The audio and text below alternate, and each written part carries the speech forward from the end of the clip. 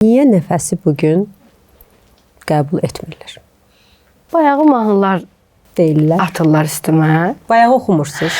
Mən belə deyim sizə, bu yaxınlarda buna bir açıqlama da gətirmişdim ki, əslində bugün mənim oxuduğum ritmlər, musiqilər, yəni illər öncə bizim əməkdar artistlərimizin və dünyasını dəyişmiş hansı ki sənətkarlarımızın oxuduğu musiqilərdir. O zamanların aranjmanları daha pis idi, nəinki bu zamanların. Amma onda sevilirdi, onda dəyər verilirdi, daha çox sənətkar adı verirdilər.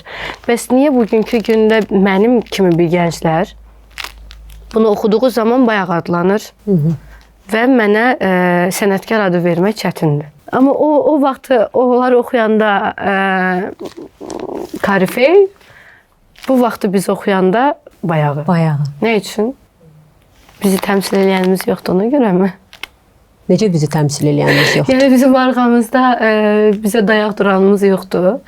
Ona görəmi yəni biz bayağı oxuyuruq. Siz düşünürsünüz ki, kiminsə önə getməsi, sənətkar adı alması üçün mütləq arxasında kimsə olmalıdır. Bəli, məni də o mahnıları oxuyan insanlar kimi dəstəkləsələr, inanın ki, bir nəfər belə mənə bayağı deməyəcək.